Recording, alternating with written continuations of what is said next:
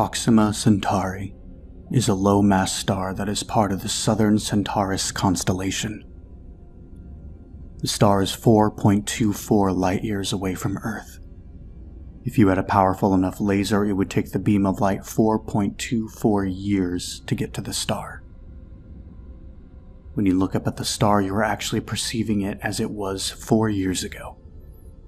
The current fastest moving object made by man is the original Voyager probe. It is traveling over 35,000 miles per hour. And even at such an extreme velocity, it would take thousands of years to reach the star. The only practical way to get there is via faster-than-light travel, or FTL. According to Einstein, a fundamental rule of the universe is nothing but light itself can go that fast.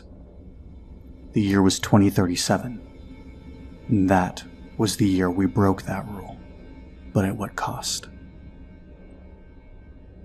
My name is James Anderson. I've been in the Air Force for 15 years, and it's always been said I was the best man they ever had. 2 years ago, I got an invitation from NASA to take part in a groundbreaking project. NASA was always a dream of mine. As a boy, I had always dressed up as an astronaut for Halloween and read basically all the books on them and the history of spaceflight. Joining the Air Force was the next best thing, and I ended up enjoying it a lot. I was stationed at Edwards Air Force Base as a test pilot for experimental fighters. The director of the project went by the name of Dr. Robert Butler. Robert was a tall, ginger man with a brain that would make even Einstein envious. Robert was the person who personally invited me to partake in his mission. I accepted almost instantly when he called, and we set up a meeting to discuss details. The meeting place was a nondescript office building in the middle of Bethesda, Maryland. Robert's office was probably the cleanest room I had ever been in. He had a huge mahogany desk with a computer monitor that spanned almost half of it on the corner. Behind him was a bookshelf full of books and a miniature model aircraft.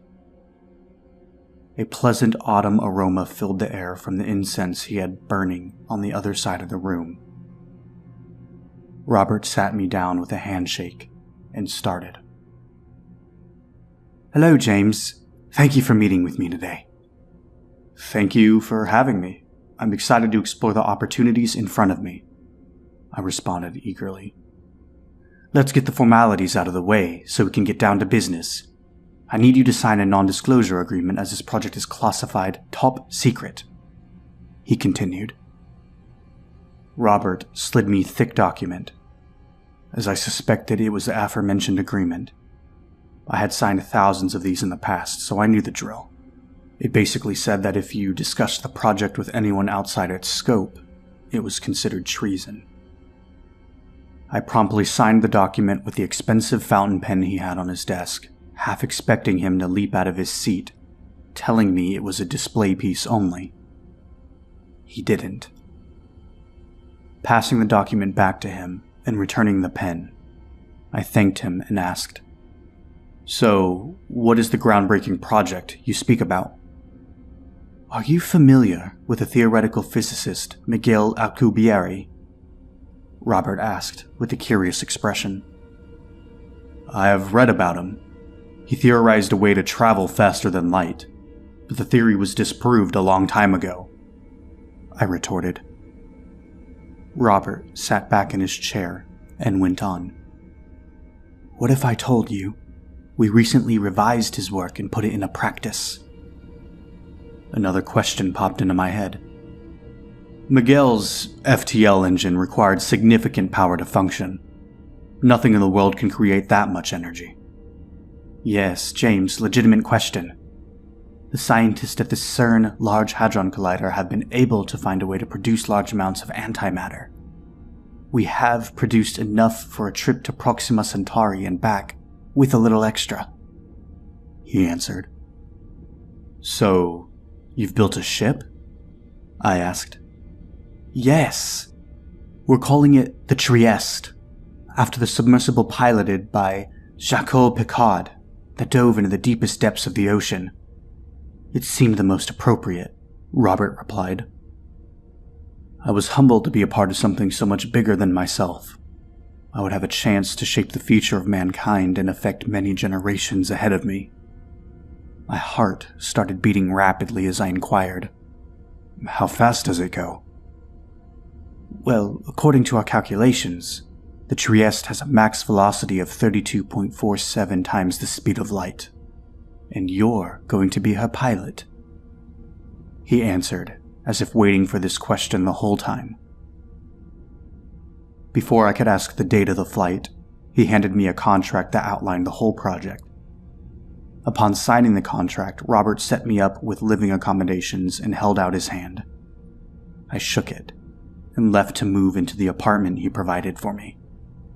After I settled in for a week, Robert invited me back to a spacious conference room to meet the others who would join me on the pioneering flight. Robert called 4 people into a line, each at the top of their respective fields and eager to change history. The first I was introduced to was engineer Dr. Pravina Cook. Pravina designed and helped construct the reactor and FTL drive.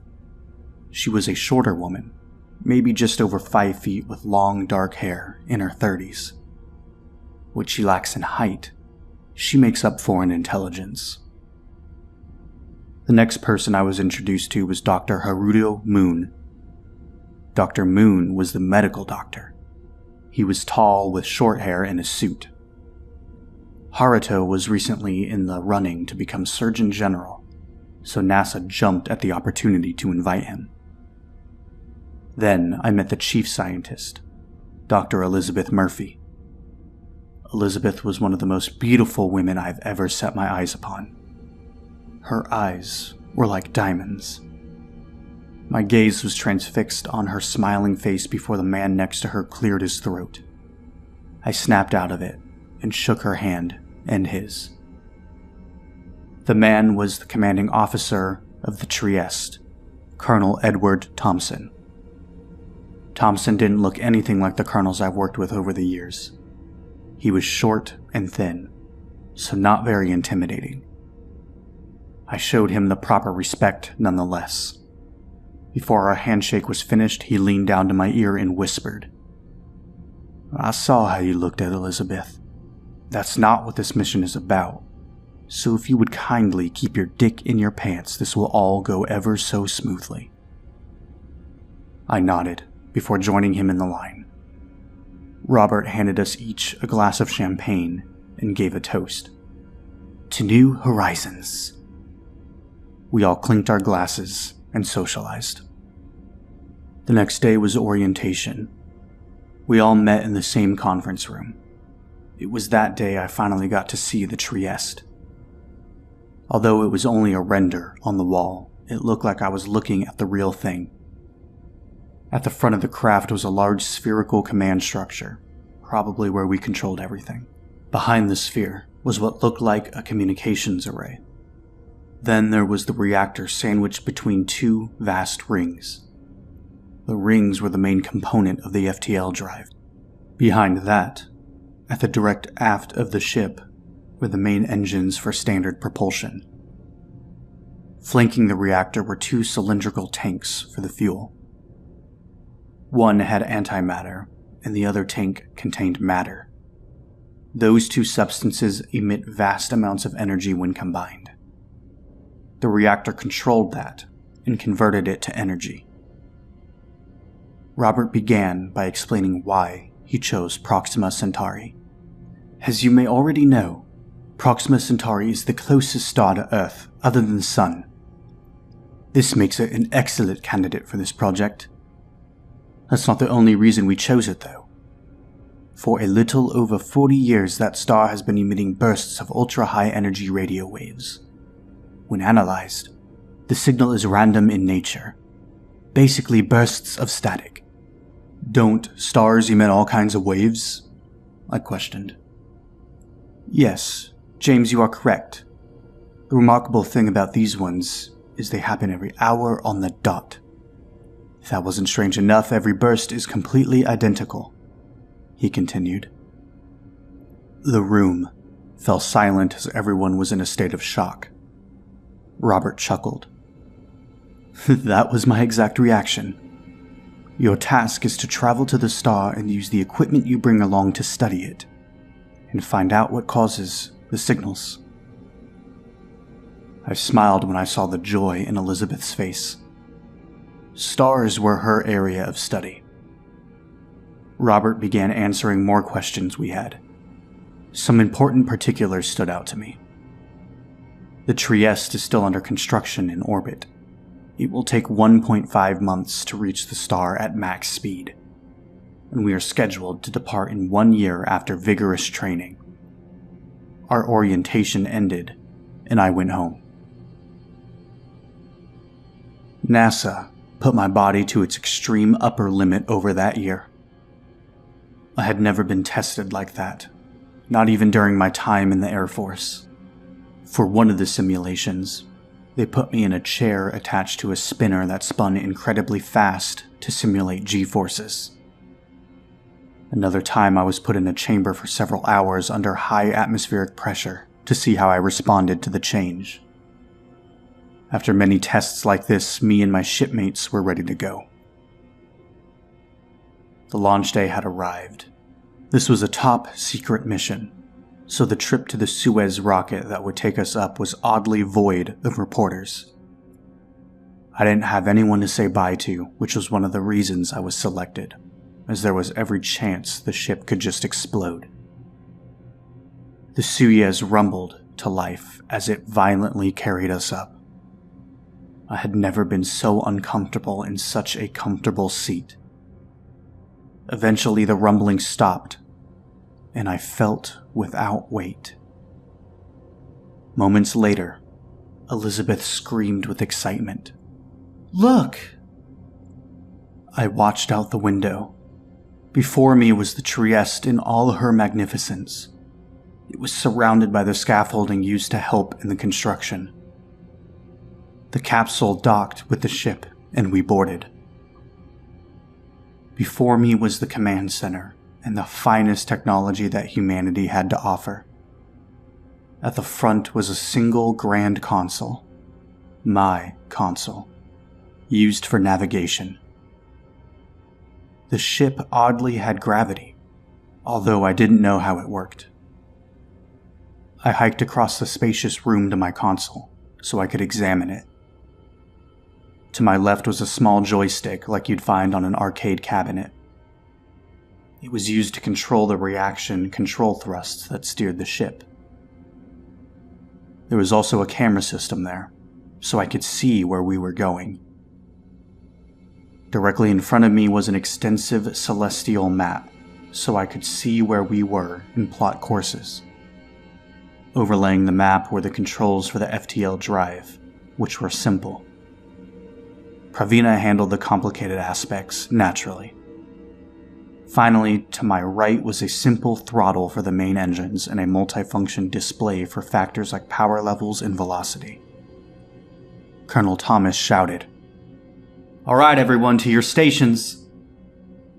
Pravina and Elizabeth took to their stations on either side of me.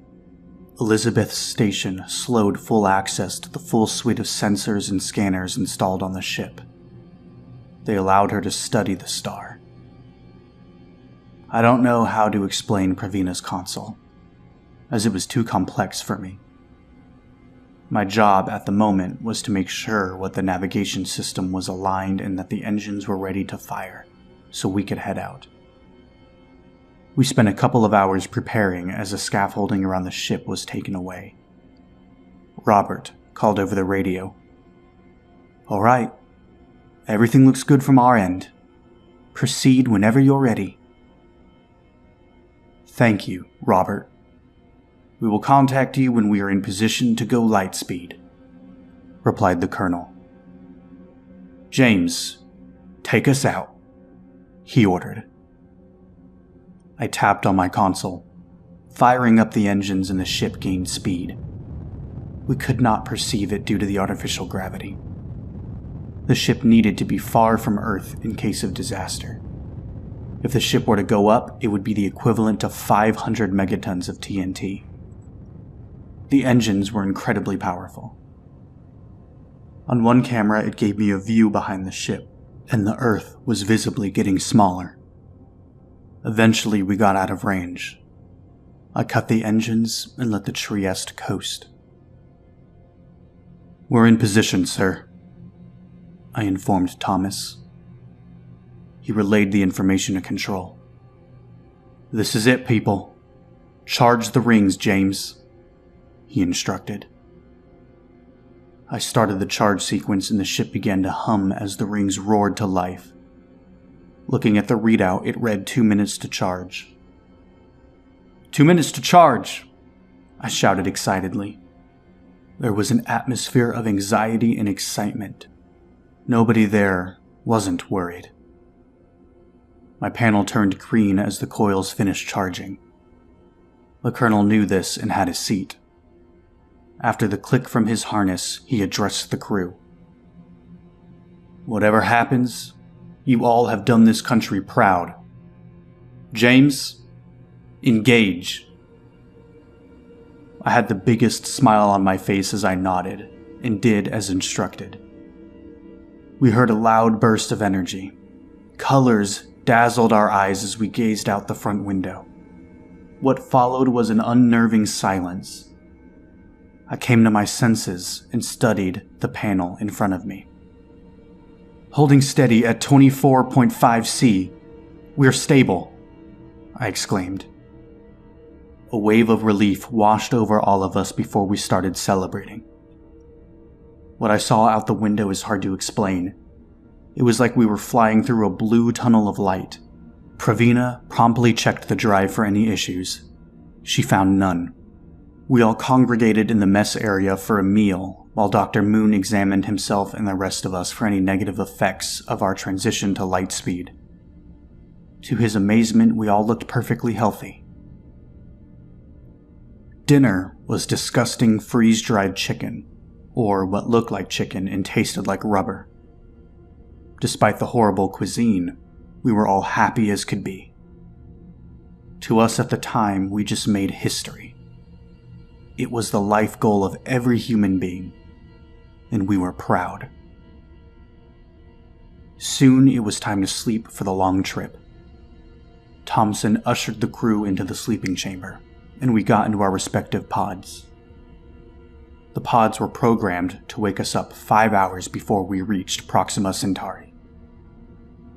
Pravina checked over the systems methodically before getting into her pod. She didn't want there to be any problems while we were sound asleep. As my pod closed, I felt claustrophobic before gently drifting into a deep slumber. I awoke seemingly minutes later to a blinding light. Dr. Moon and Elizabeth, with those beautiful eyes, were standing above me. She smiled, saying, "We're here, James." I slowly sat up and got out of my pod. The other 2 crewmates were awake as well. Dr. Moon gave me a pill to help me recover from the extended rest, and I got out of my pod. Thomas asked me where we were. The trudge to my console was a little awkward as it felt like I was learning to walk for the first time again. The console read an ETA of 4 hours, 13 minutes, 53 seconds. I turned to Dr. Moon. "I thought we were supposed to wake at 5 hours, not 4 1/4. "You're right. We had a little trouble with your pod. It wouldn't open," he replied with a concerned expression. The crew and I spent the remaining 4 hours checking systems and getting food in our bodies. It was fish this time, equally rubbery as the chicken. Eventually it came to time to shut down the drive as we had arrived. I shut it down and the ship came to a stop. There was a blinding light out the window. I was looking at another star. It just sunk in. The gravity of what we had just accomplished. I don't think I was the only one with that feeling. Thompson shouted an instruction. Bring us into orbit of the star, James." With a permanent smile on my face, I acknowledged and used my console to fire up the engines and put us into orbit. "Are we able to filter out all the blinding light?" Thompson asked. Elizabeth spoke up. "The window has one. I'll activate it." When she activated the filter, I observed the star being covered in green, vine-like structures. It almost seemed organic. Proxima Centauri looked alive. It was visibly throbbing. I was visibly terrified at the sight. "What the hell? That's not what a star is supposed to look like," Thompson said, shocked. Elizabeth tapped her panel with determination. She concluded that with spectrographic analysis, the star was indeed organic. There was nothing in her analysis that pointed to it being a star of any classification, other than the blinding light it emitted. How could we not have seen this without instruments on Earth? I concluded it was somehow able to trick them from that vast distance. Elizabeth noted with the puzzled question. I don't understand how this is possible. How long until the next radio burst?" Thomas asked. 5 minutes, she replied as she checked her panel. As we waited, I was a nervous wreck. 5 minutes came and went. The radio pulse came and went as well. I felt a slight tingling sensation, but it was harmless.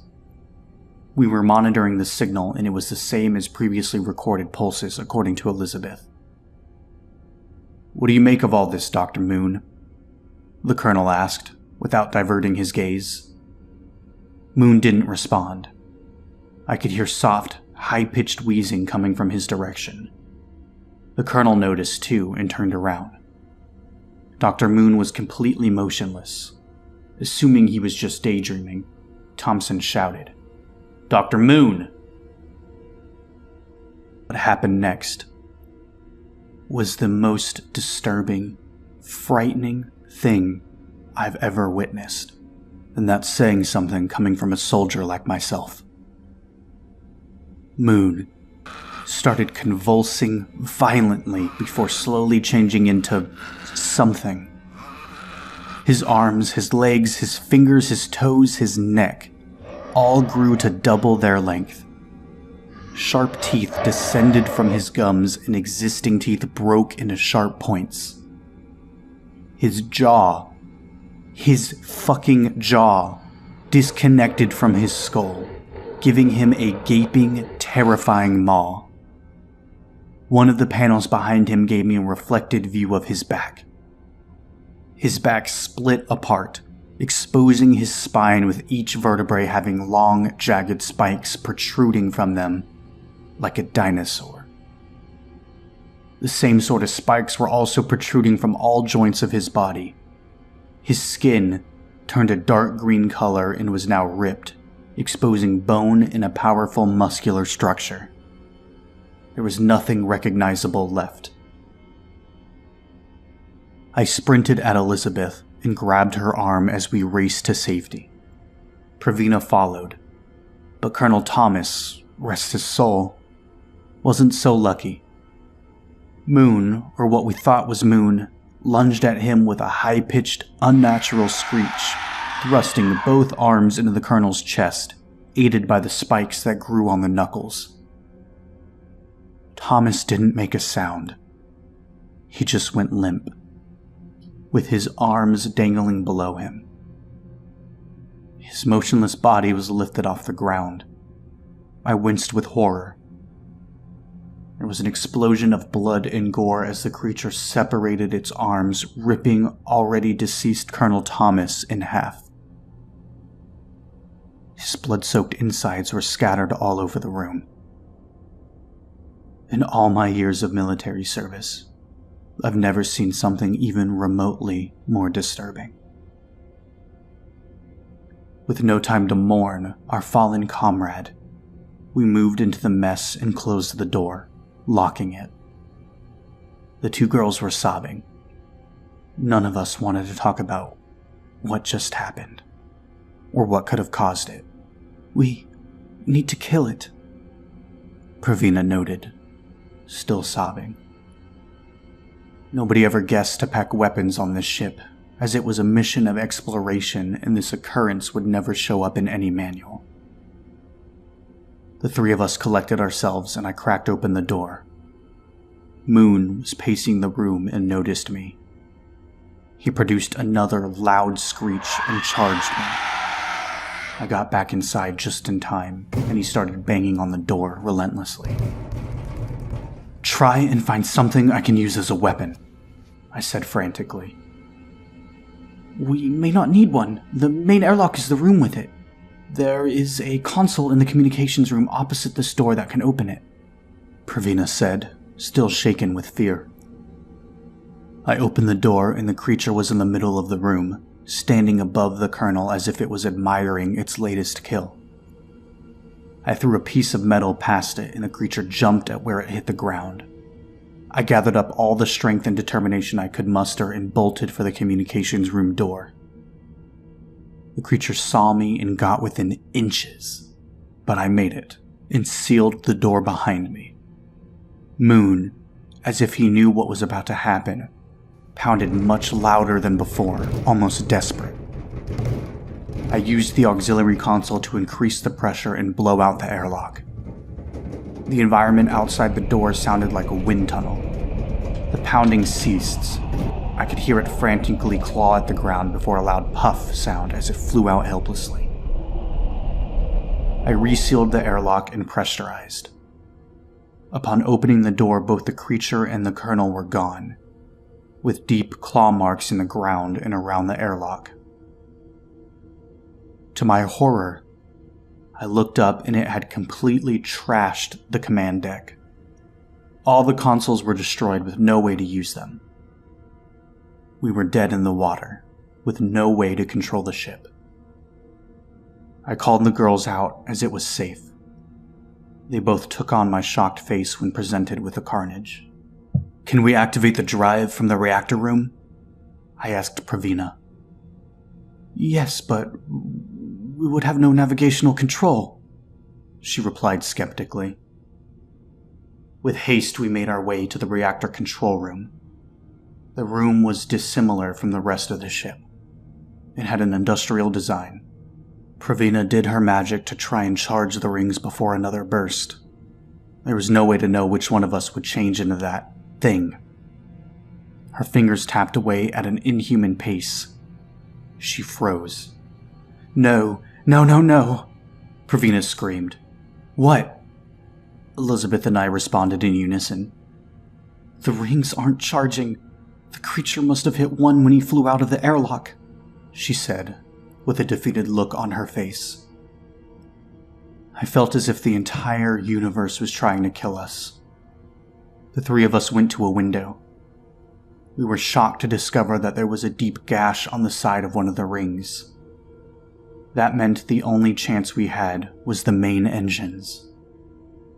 We could get far enough away and try to fix the rings with the spacewalk. But we had no way of knowing how far the pulse had an effect and wasted no time starting them up from the reactor room. Pravina put all available power through the engines, including the power from life support. 30 minutes later, we were going fast enough that I could perceive the organic star drifting away slowly. There were 15 minutes until the next burst. The three of us took shelter with nothing left to do and separated ourselves with doors between us, just in case we were not far enough away from the star. The engines were still going. We were keeping in constant contact using the internal comm system. Elizabeth monitored for the burst. The three of us had never been so scared in our lives, as we now knew what was potentially about to happen. Our fate was inevitable. The burst came and went. The two started sobbing again. As far as I could tell at that moment, we were all safe. I broke down with relief as it was one issue we no longer had to deal with. One of them stopped crying. "Elizabeth?" I called out. "I'm here, James. I'm here," Elizabeth cried. That same screech came out of the speakers. It was so loud. My eardrums were in searing pain. I called for Pravina, but it was already too late for her. She was in the pod room. Elizabeth was the only thing on my mind at that time. I had a clear path to get to her. She was in the communications room, so I went over and joined her there. We had an hour left. The two of us knew there was no chance of repairing the ring without Pravina. Pravina started pounding on her door as the transformation was complete. I am writing this from the room with Elizabeth. I don't know if my story will reach Earth. Even if it did, it would be too late for us, as it takes a whole 4 years with light-speed communications. We are just too far away. Pravina just busted out of the pod room, and she knows where we are, and she has started trying to do the same to this store. All I know is we don't want to die in either fashion. I'm contemplating evacuating the air from this room. Elizabeth agreed and started sobbing uncontrollably. I'm embracing her with one arm and writing this with the other. The air is getting thin. Humans can survive about 6 minutes without oxygen. It is an agonizing death, but it is far better than the alternative. I do not regret going on this mission. Neither does Elizabeth. We are fortunate to make our world proud. If you are reading this message, please stay away from Proxima Centauri. It is not what it seems. The room is now completely void of oxygen. Elizabeth has gone unconscious. I'm devastated, but I know I won't be that way for much longer. Only one thing left to do. Send.